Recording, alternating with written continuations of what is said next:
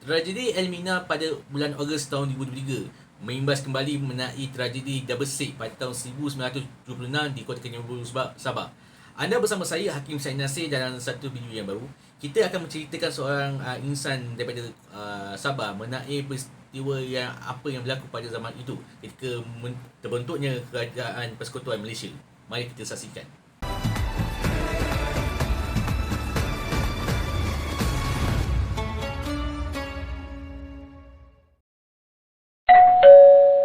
Assalamualaikum dan salam dirgahayu kulaiku. Anda bersama saya Hakim Syed Nasir sekali lagi dalam satu video YouTube saya untuk hari ini. Tuan-tuan dan puan-puan, sebenarnya Hari Malaysia yang ke-60, saya ingin menceritakan pandangan semua mengenai seorang insan daripada Sabah mengenai peristiwa yang berlaku terhadap tragedi Double Six dan peristiwa yang menarik semasa pembentukan Hari Malaysia tersebut, iaitu yang tak lain tak bukan Allahyarham Tuan Haji Muhammad Muaz Stephen bin Abdullah. Tuan-tuan dan puan-puan, sebelum ini kalau anda tuan-tuan tengok berada Jack Winter daripada Gigi Imam menceritakan pada mengenai sejarah Tun Dr. Ismail, pada hari ini juga saya akan menceritakan pada anda semua tuan-tuan mengenai seorang insan yang saya cakap pada awal tadi, mengenai sejarah ringkas Allahyarham Tuan Haji Muhammad Muaz Stephen ataupun Donald Stephen. Mari kita tonton selanjutnya. Kisah beliau ni saya ambil daripada kutipan daripada sumber blogspot.com mengenai sejarah ringkas Allahyarham Tun Haji Muhammad Muaz Stephen. Nama sebenar beliau adalah Donald Aloysius Mamudoke Stephen, dilahirkan pada 14 September tahun 1920 di Kodak, Sabah. Kalau hari ini 13 September tahun 2023, besoknya 14 September adalah ulang tahun beliau yang ke-103. Beliau merupakan anak kepada Jos Stephen Fabrik dan ibunya Edith Cobb. Pada awalnya tuan-tuan, kisah ni sejarah keluarga ni, bapanya seorang British daripada Australia, Mak Saleh lah katakan. Maknya seorang kacukan kadazan dengan Jepun, dan cerita beliau ni, bapanya seorang anggota gerila di Kota Kinabalu, Sabah, dan ibu beliau ni seorang suri rumah di Kodak, Sabah. Beliau memulakan pengajian di sekolah St. James di Kodat dan seterusnya di sekolah St. Mary di Sandakan, serta sekolah Scareheart di Jessata atau sekarang dikenali sebagai Kota Kinabalu, dan sekolah Binocular di Keningau. Beliau berkemahiran menggunakan bahasa tertentu, iaitu bahasa Inggeris, bahasa Melayu, Kantonis, Hakka, Kadazan, Bajau, dan boleh memahami percakapan bahasa tempatan. Beliau adalah salah seorang daripada pemenang beasiswa Ching Siu Ching. Beliau ni mempunyai dua orang isteri bernama Ida dan Tok Puan Rahimah ataupun Cecilia John Lotter. Pada awal perkahwinan beliau, isteri pertama beliau meninggal pada bulan April tahun 1957. Kira-kira 4 bulan sebelum Persekutuan Tanah Melayu mencapai kemerdekaannya. Beliau mempunyai 5 orang anak, iaitu John Benedict, Richard Bennett, Jess Dennis, Jane Hatter dan Aimah Helu. Atau nama Islamnya mereka ni iaitu Johari, Effendi, Asgari, Farida dan Fauzia. Dalam kerjaya beliau, Tun Haji Muhammad Muaz Stephen mula bekerja sebagai guru pelatih. Tidak lama kemudian beliau berhenti daripada menjadi guru kerana ingin menduduki rancangan latihan udara Commonwealth di Singapura pada tahun 1941. Tetapi beliau gagal dalam pengambilan tersebut. Beliau kemudiannya bekerja di Strait Trading Company di bawah pengurusan Sir John Bagel di Singapura. Selain itu, beliau juga pernah bekerja di sebuah restoran makanan Jepun. Beliau juga pernah menyertai pasukan pertahanan Singapura ataupun dikenali sebagai Volunteer Force, dan pernah dipanggil berkhidmat semasa Jepun menyerang Singapura. Akibatnya, beliau menjadi seorang tawanan Jepun dan dihantar pulang ke Sabah pada tahun 1942. Setelah Sabah bebas daripada Jepun pada awal 1945, Tuan Haji Muhammad Muaz Stephen menjadi kontraktor pembekal kayu balak pada Jabatan Kerja Raya pada tahun 1949.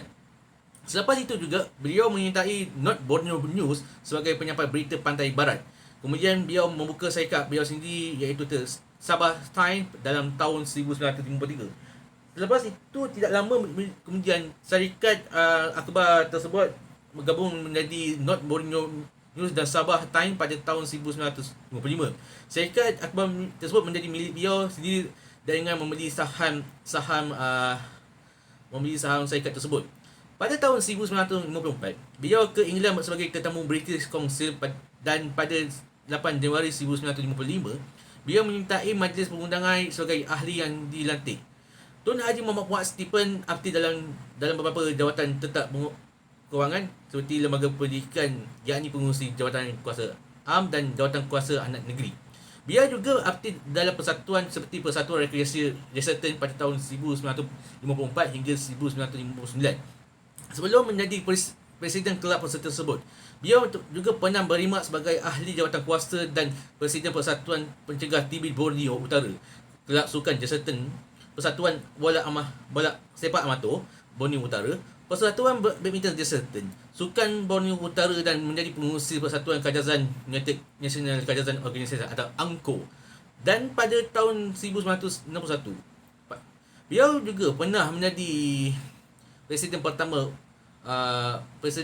utama iaitu United Pasok Memunggul Kajazan Organisation atau APCO, apabila ANKO dengan Pasok Memunggul bergabung pada tahun 1964 pada bulan Mei.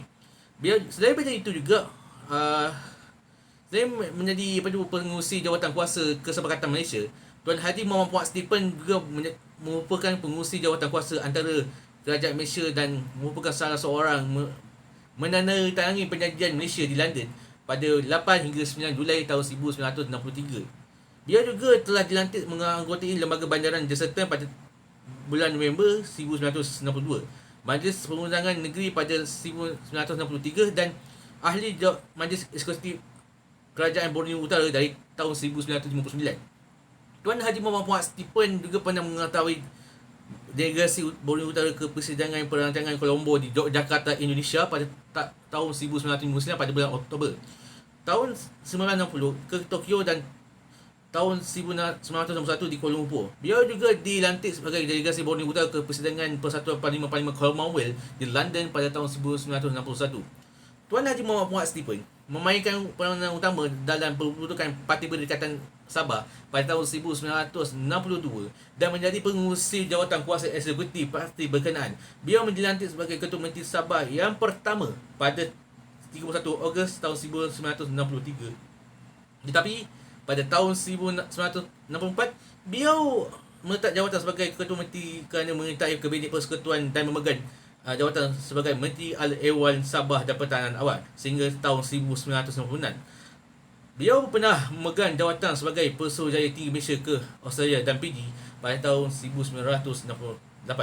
Pada 16 September tahun 1973, beliau dilantik sebagai Yang di-Pertua Negeri Sabah menggantikan Tuan Yang Terutama Tun Fadil Haji Ahmad Rafi yang bersara pada 15 September 1973. Apabila Parti Bersatu Rakyat Jelata berjaya dibentuk pada tahun 1975, beliau dilantik menjadi pengurusi parti jawatan tersebut apabila beliau meletak jawatan sebagai Yang di-Pertua Negeri Sabah. Beliau telah bertanding dalam pilihan raya umum pada 15 April tahun 1976 dan berjaya mengalahkan calon UMNO. Untuk kali kedua, beliau telah dilantik sebagai Ketua Menteri Sabah yang kelima pada 15 April tahun 1976.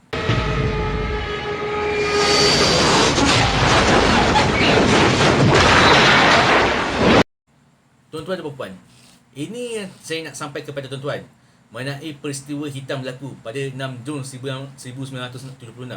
Tuan-tuan nak tahu tak apa peristiwa ini? Peristiwa ini dikenali sebagai tragedi Double Six.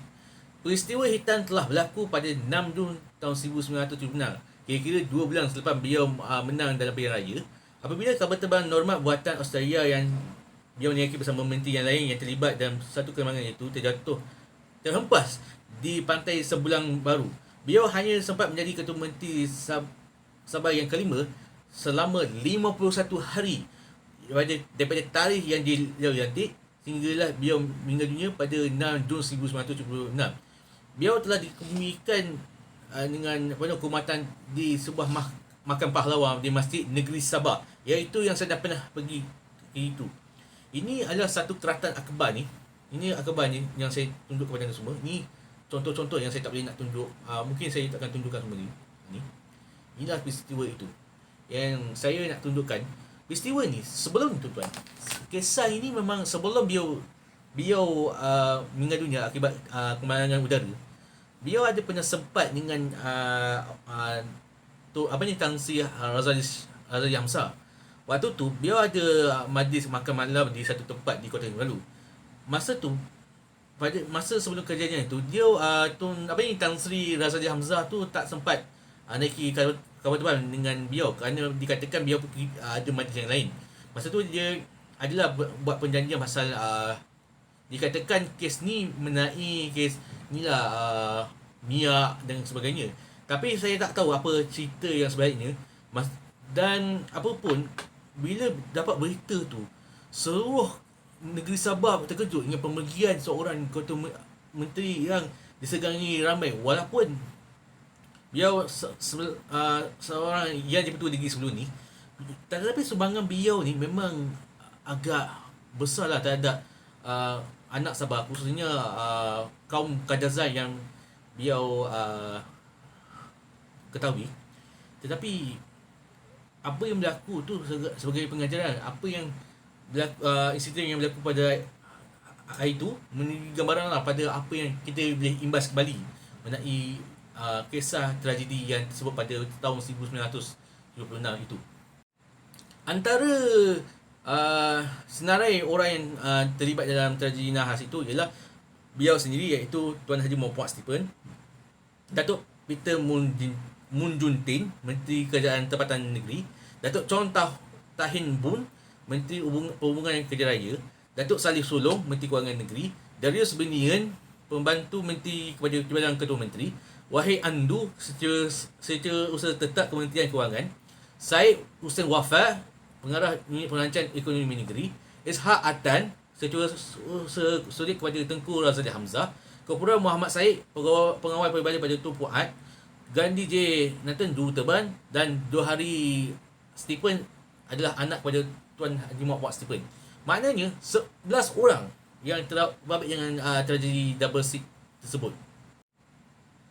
Antara anugerah yang telah diraih semenjam beliau menjadi Ketua Menteri dan Jadi Pertua Negeri ialah darjah si Panglima Darjah Kinabalu SPDNK yang membawa gelar Datuk daripada Yang Pertua Negeri Sabah pada tahun 1923.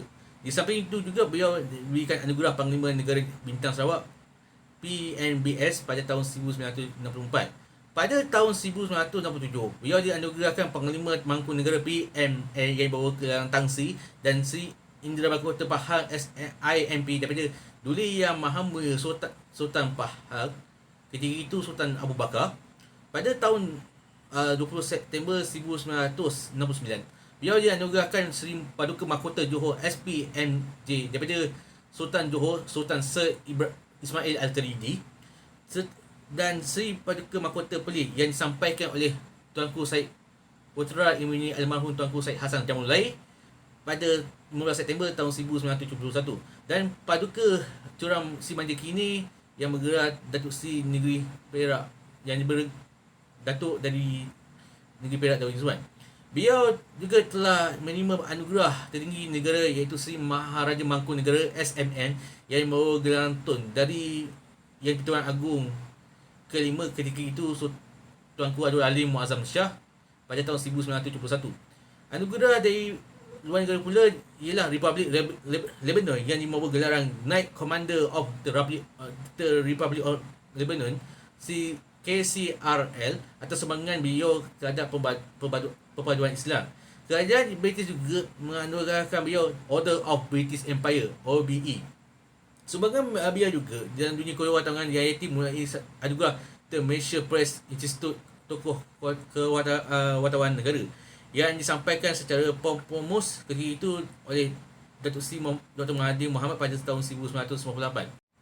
Antara dua buku yang saya tunjukkan pada anda semua ni iaitu Remembering Tun Puat dan satu lagi Tersabahan, The Life and Death of Tun Puat Stephen. Dan saya baca juga ada tempat-tempat yang menaik untuk anda semua iaitu perpustakaan penyelidikan Tun Haji Muhammad Puat Stephen di Kota Kinabalu bersebelahan dengan Menara Tun Mustafa. Satu lagi, tunggu peringatan double seat di Kota Kinabalu bersebelahan dengan Taman Dorongan, tak silap saya benda tu. Lepas tu sekolah menengah kebangsaan Tun Puan Stephen di Kidulu ataupun Trampuli, tak silap saya. Dan banyak juga tempat-tempat yang menarik ya. Termasuk taman taman air, tak silap saya, taman air Tun Puan Stephen di Kota Kinabalu. Dan saya tak pastilah saya nak berikan pandangan lah mengenai beliau ni. Beliau ni seorang tokoh kemerdekaan Sabah lah tuan-tuan. Walaupun kita tak pernah melalui zaman beliau ni, hakikatnya Allahyarham Tuan Haji Muhammad Stephen ni seorang yang genius lah. Walaupun beliau ni kita tak pernah kenal, maksud saya tak pernah kita berjumpa, kenali secara dekat. Walaupun beliau telah pergi meninggalkan kita lebih daripada 50 tahun, tetapi sumbangan beliau terhadap negeri Sabah juga adalah satu benda yang positif. Walaupun kita sering kita cerita mengenai seorang yang di-Pertua Negeri iaitu Tun Mustafa Datuk Harun tu, tetapi apa yang penting, sejarah ini juga kita nak memainkan peranan penting pada anak-anak bangsa, khususnya pada anak-anak Sabah. Walaupun kita sendiri pun tahu, kita sendiri pun tak pernah melalui zaman itu, tapi apa yang paling penting tuan-tuan, Allahyarham Tuan Haji Muhammad Stephen ni adalah seorang yang seorang yang pengalaman dalam menjadi seorang guru terlatih, tapi hanya sekadar beberapa tahun saja dia banyak pengalaman untuk menjadi seorang yang pekerja menjadi seorang ahli politik yang mencari pengalaman. Dan bukan itu saja, malah beliau ni seorang yang dikatakan memang menjadi seorang wartawan lah untuk sebuah news tu, dan Sabah Time News. Tapi apapun, kita ucapkan salam takziah pada keluarga Allahyarham Tuan Haji Muhammad Stephen, kerana beliau telah menjadikan sumber inspirasi pada anak-anak bangsa, khususnya anak-anak Kadazan di Sabah itu. Dan saya insya-Allah nanti kalau saya ada masa saya akan pergi sekali lagi ke Kota Kinabalu untuk ke sana. Tapi sebelum tu saya akan ceritakan balik peristiwa pertama kali saya pijakkan kaki ke Sabah untuk anda semua. Pada 10 Disember tahun 2021, pada pukul 9 pagi, semasa saya sampai dekat Menara Tun Mustafa, saya pusinglah di kawasan Menara Tun Mustafa tu tuan-tuan. Bila saya pergi dekat perpustakaan dekat kawasan itu juga, saya masuk tu, kalau tuan-tuan tengok kawasannya tu, banyak pingat-pingat yang telah dikunyah oleh Duli Yang Maha Mulia Raja-Raja, dan ada juga gambar-gambar yang di-Pertua Negeri Sabah yang anda tengok di dalam tu. Lepas tu, gambar yang saya tunjuk kepada anda semua, gambar tu besar tu, gambar beliau ketika menjadi Ketua Menti Sabah ketika itu. Dan bila anda pergi lalu dekat kawasan bawah tu, anda pergi tengok bawah tu, banyak susunan akhbar-akhbar yang lama, kalau anda yang telah diikat, yang mungkin tak boleh nak dibuka semula sebab telah diberikan arahan oleh pihak perpustakaan itu. Dan bila saya tengok banyak buku-buku buku-buku perpustakaan pendidikan Tun Haji Muhammad Stephen tu, bila tengok buku tu, ada juga terutama buku sejarah negeri Johor tuan-tuan, yang saya rasa memang kalau saya datang kat negeri Sabah ni tuan, saya pertama kali saya wajib akan pergi kat perpustakaan itu juga, sebab itulah tempat yang wajib kita kunjungi. Sebab kenapa? Bangunan itu dah bangunan paling lama tau, sebelum ada bangunan sebelahnya yang tinggi tu. Tetapi apapun, kita ucapkanlah Sabah dan tahniah lah pada mereka yang menyimpan banyak khazanah negeri Sabah dan khazanah Malaysia tuan-tuan. Benda tu saya rasa memang terpegun bila saya tengok cerita-cerita banyak pengalaman beliau sebagai seorang ahli politik. Tapi saya mengucapkan inilah salam takziah pada mereka yang terlibat yang terjadi double seat tu tuan-tuan. Semoga Allah SWT mengampuni mereka sejak dulu lagi. Dan apapun, saya ingin mengundurkan diri dulu lah. Dan kepada rakan-rakan semua daripada Paling sampai ke Sabah, saya ingin mengucapkan selamat Hari Malaysia yang ke-60 pada 16 September tahun 2003. Semoga Allah SWT mengampuni kita daripada dulu lagi. Dan jangan lupa, kita jumpa lagi pada next video pada masa akan datang. See you al-barakatillah. Wassalamualaikum warahmatullahi wabarakatuh. Dan salam dirgahayu kulaiku. Apakah itu berkat Allah berkati negeri Johor Darul Takzin dan negeri Sabah Darul Saadah. Kita jumpa lagi dan salam sejahtera dan salam hormat. Bye bye.